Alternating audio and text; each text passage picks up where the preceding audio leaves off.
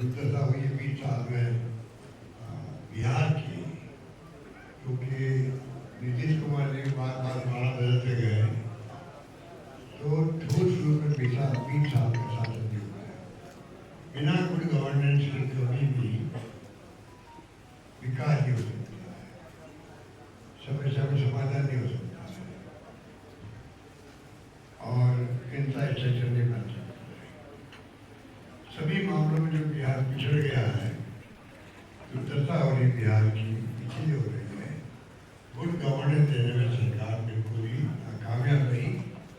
और उसका कारण भी है कि जिस रूप में करप्शन पैदा हुआ, करप्शन पहली बार देख रहा हूँ, डिप्टी सीएम हो चाहे मंत्री हो, खुले आरोप लग रहे, तथ्यों के साथ लग रहे हैं और कोई इस्तीफा नहीं हो रहा।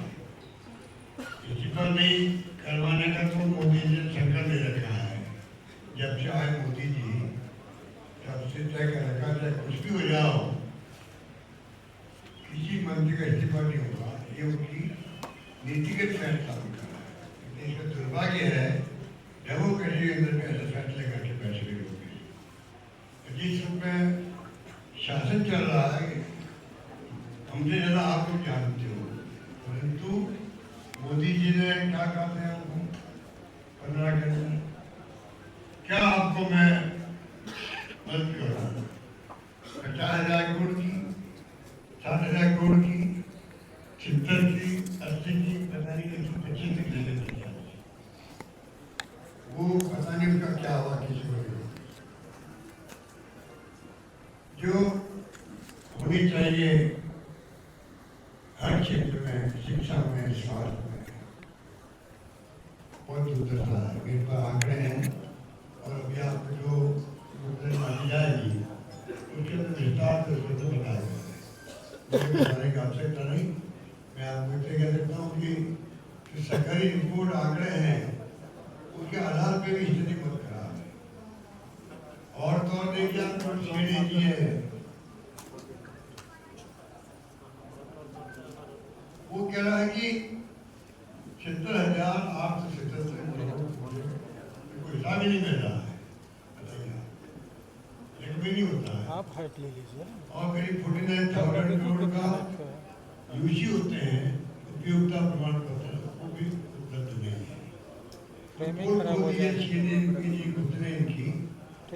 शिक्षा में, स्वास्थ्य में, जन कल्याण, जातीय जन कल्याणकारी विकास, ग्रामीण विकास विभागों में सबसे ज्यादा भ्रष्टाचार है। इस जगह 5 साल में 3,59,000 करोड़ की राशि खर्च करता है। तो सरकार इतनी निकम्मी नाकारा हो जो पैसा खर्च नहीं कर पाए, और उसमें तो केंद्र में पैसा देता साथ में 40%, इसका मायने वो लैप्स हो गया होगा।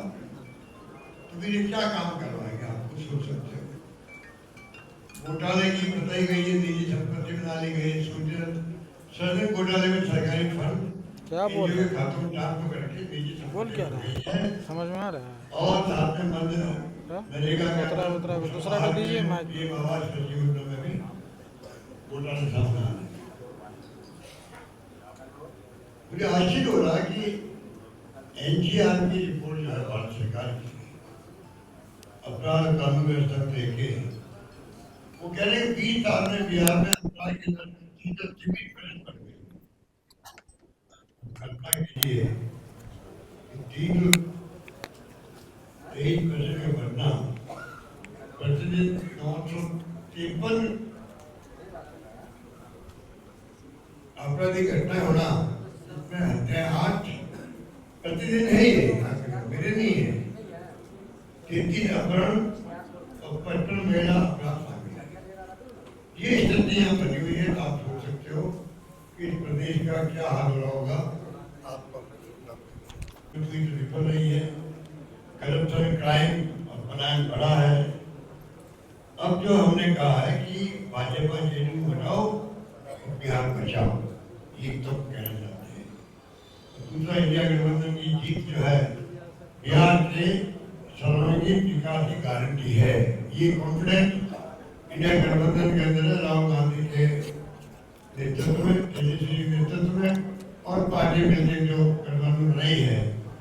के नेतृत्व में हम उम्मीद करते हैं कि जनता का आशीर्वाद मिलेगा तो एक मॉडल कायम करेंगे बिहार के अंदर कि गवर्नेंस ऐसी होती है, इस प्रकार से जो कमी रही है 20 साल में उनको हटा करके तो मैनिफेस्टो आएगा तब आपको और इस तरीके से होगी कि बात है। धन्यवाद। उद्योगपतियों की 11 उद्योगपति हत्याओं के 6 महीने के अंदर ऐसी गंभीर घटना है, 6 उद्योगपतियों की क्या हो रहा है, बाकी लोगों को क्या होता होगा आप सोच सकते हो। तो उद्योगपतियों की हत्या में लग गई, बाकी गरीब का क्या हो रहा होगा पूछ रहा था। और कहते 3 करोड़ का अधिक जो है रोजगार पलायन करेंगे, मजदूरी करेंगे 3 करोड़ लोग दावे करते बार बार हम पलायन रोकेंगे, कुछ दावे खोखले साबित हो रहे। और मेरे इंडस्ट्री के अंदर तो पहला काम बिहार में करना चाहिए, 70 साल हो गए आजादी को, कि पलायन रोके पूरी तरह से, पूरे देश की सेवा बिहार वाला करते हैं। बिहार की पृष्ठभूमि बहुत शानदार है, मुझे बताने की आवश्यकता नहीं, आप सबको और सबको गर्व है। बिहार की पृष्ठभूमि जो है शिक्षा को लेके या प्राचीन काल से लेके हुए अलग अद्भुत है। उस बिहार के लोग मजदूरी के लिए क्या है, राज्य में पूरे देश के निर्माण में काम कर रहे हैं। यहाँ उनकी स्थिति क्या हो रही है आप देख सकते हैं। ई पोर्टल दर्ज है, ये जो बता रहे हैं आंकड़े, मेरे आंकड़े नहीं है। पाकिस्तान में यूनिफाइड डिस्ट्रिक्ट इंफॉर्मेशन सिस्टम आ रहा है हमारे सरकार ने,